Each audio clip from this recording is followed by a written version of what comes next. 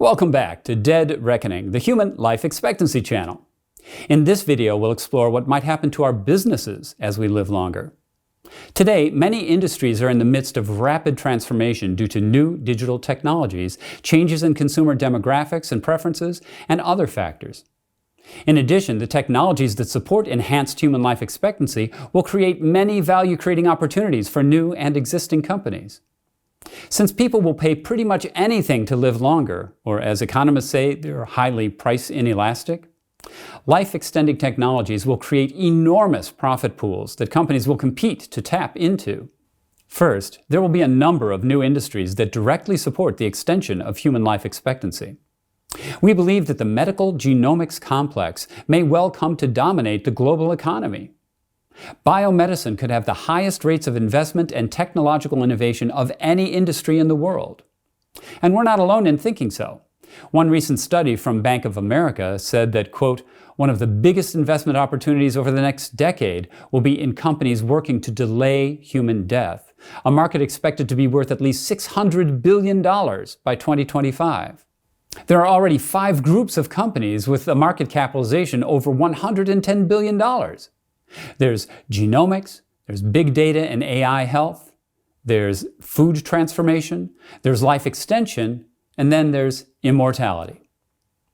At the center of the medical genomics complex will be companies that extend HLE and ultimately cure aging.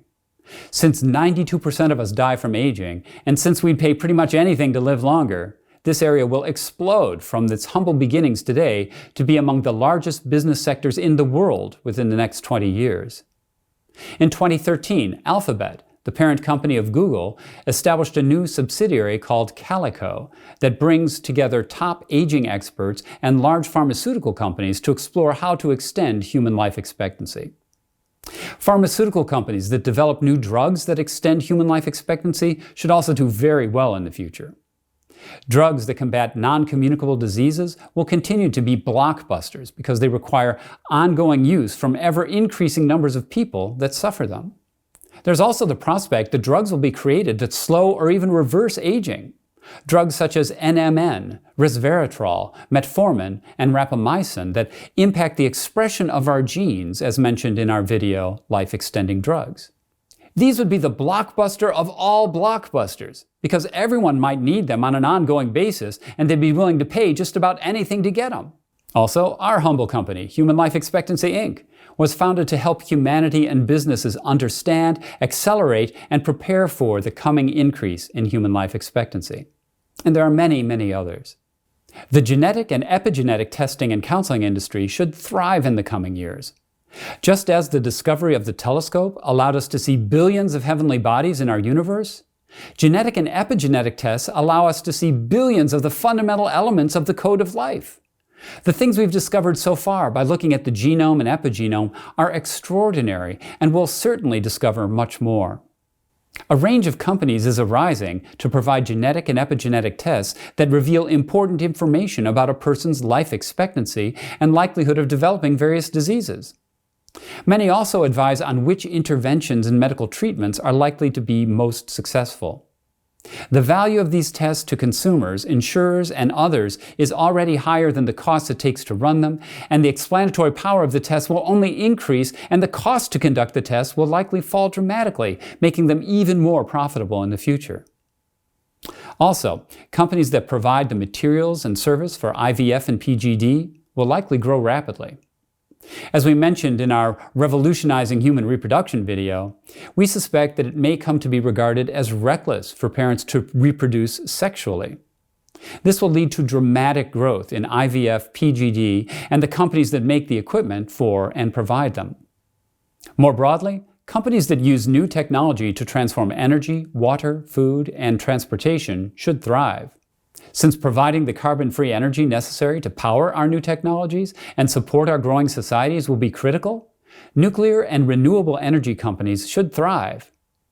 As water shortages become more critical around the world, nanopore water filtration and desalination plants will become critical, high-value capabilities.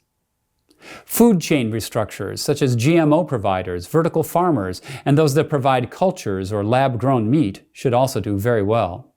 Autonomous vehicle manufacturers, ride services, and medical drone manufacturers should also continue to grow dramatically.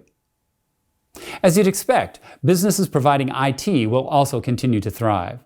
Those providing smartphones and mobile digital information will continue to be at the center of the information revolution. Businesses that make and sell medical sensors should also do very, very well.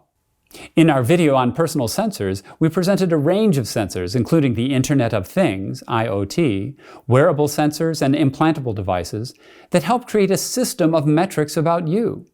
This information is used to monitor the behaviors that impact health, such as exercise, diet, and sleep, provide early warnings of medical conditions, and feed information to health-oriented AI algorithms which will help people to live longer. Because almost everyone will want to know this information, businesses that help people to gather and interpret this information should also experience rapid growth. Companies engaged in machine learning and artificial intelligence should also thrive going forward. Algorithms derived from artificial intelligence aimed at optimizing everything are impacting our lives more and more every day. They can save lives, make things easier, or conquer chaos. Algorithms focused on business objectives, such as optimizing customer satisfaction, profitability, and even shareholder value, will increasingly drive business decisions in the coming decades. Companies that own the best algorithms and the best tools for developing them will be in a strong position to create enormous wealth and shareholder value.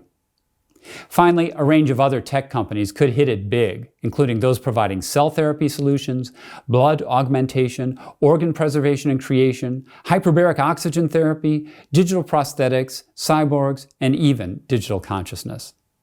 Many current industries should also do well as human life expectancy is extended. In general, businesses that serve the old will thrive.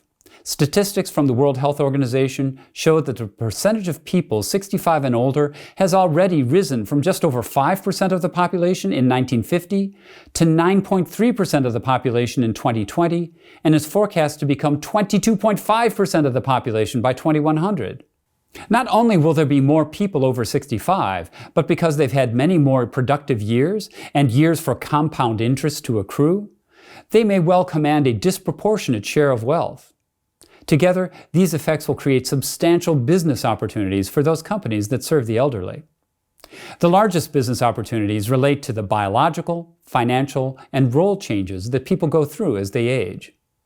On the biological side, while the scientific evidence indicates that health span, the number of healthy years of life, will expand along with human life expectancy, people will still experience health issues as they age, and there will be more people experiencing them.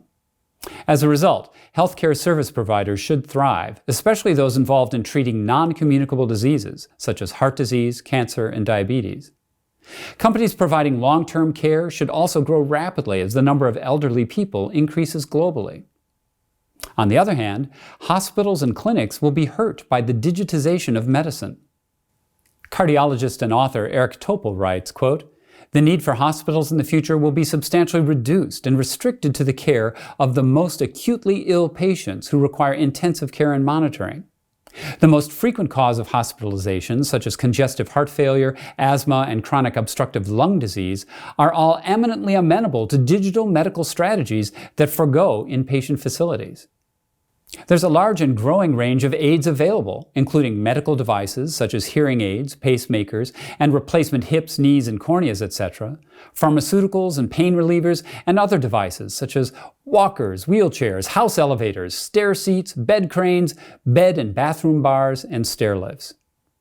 Wheelchairs will likely morph into digital mobility scooters that provide safe, adaptable, and even fun transportation for seniors.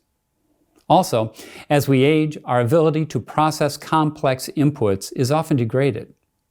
Businesses will respond by simplifying their offerings and generally reducing the volume and complexity of their services and messages. On the financial side, living longer will prolong the period of time that people live off of their savings. This will create increased demand for annuities and other investments that provide long-term income. Unfortunately, longer lives could hurt issuers of annuities which provide yearly payments until death for an upfront price, and defined benefit pensions who are contractually obliged to pay benefits for a longer time.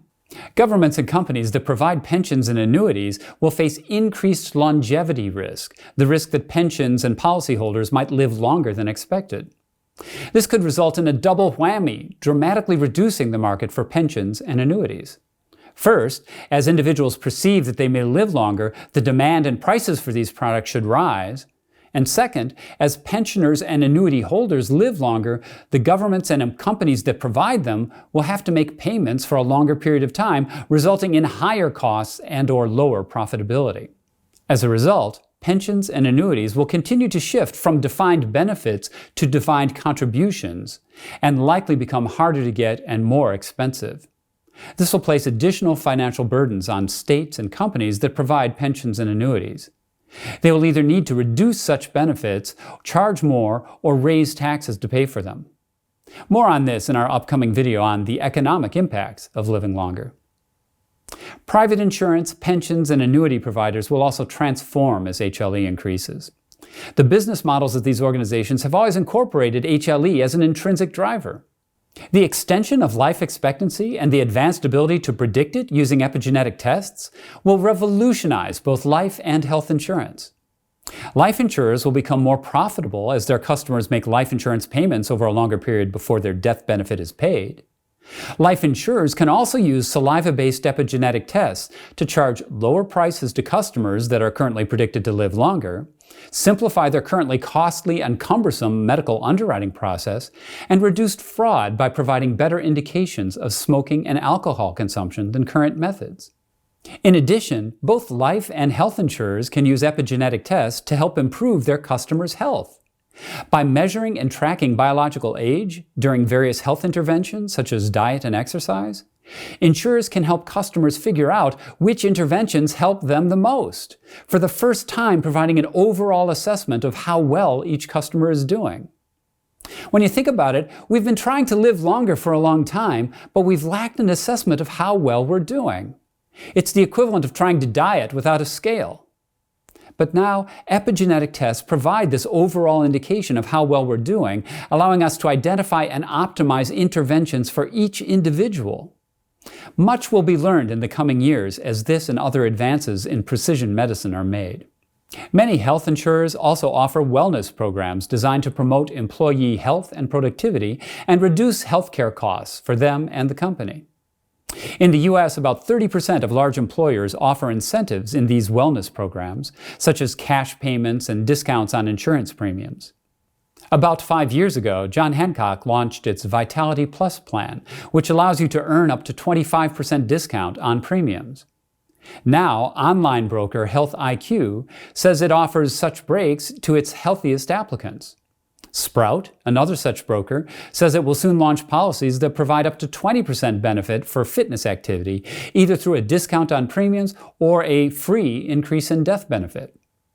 As people get older, their roles will shift, creating opportunities for education, real estate, and travel. As we mentioned in our potential personal impacts video, education will become a lifelong endeavor as people continually reinvent themselves. Learning institutions, teachers, tutors, and counselors may be increasingly necessary to help people to continually reinvent themselves. Specifically, as people grow older, classes that offer them an opportunity to challenge their thinking with global issues, politics, and literature, challenge their capabilities with music and arts, and challenge their bodies with exercise while providing opportunities to meet others and socialize, should become quite popular. A recent study by McKinsey shows that because they are less burdened by work and other commitments, over 90% of the growth in time spent on sports and recreation will come from the elderly. This represents a major opportunity for those who teach sports or make sports equipment for the elderly. For example, golf, tennis, pickleball, etc. It'll also likely result in more exercise classes that are less strenuous and focused on flexibility and health maintenance. The real estate market will also likely shift to better serve the elderly. This will involve an increase in urban, multi-unit housing and a reduction in single-family housing, with more condominiums and fewer rentals. Businesses that provide retirement living options will also likely benefit as HLE increases, and we can expect a broad range of offerings, from aging-in-place assistance to the village concept to independent living and residential care homes, all the way to continuing care retirement communities and assisted living and nursing home and skilled nursing facilities. In addition, since leveraging existing assets is key to maintaining wealth for older consumers, about half of all housing rehabilitation work is done by those over 55 years old. We expect that these products and services will be increasingly targeted toward the elderly. It's also true that historically, older people have loved to travel.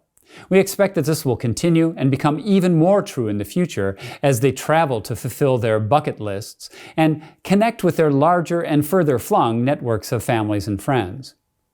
So in short, the entire range of consumer goods will be retargeted to have greater appeal for the elderly. Complex products will be simplified. For example, computers and electronics will have simpler interfaces that appeal to older customers, and insurance and financial investments will be simplified. Advertising and communications will be simplified and made easier to see and hear. Restaurants will also shift to focus more on the elderly. Many of the elderly will be alone, and eating alone is inefficient and expensive. There's a high cost in both dollars and time to buying and preparing food, and a higher percentage of food goes to waste. This will strengthen the opportunity for restaurants to serve the elderly. They'll likely respond by serving food that appeals to the elderly, using larger type on their menus, having more light in their facilities, and reducing noise. So in sum, there will be trillions of dollars to be made as human life expectancy extends.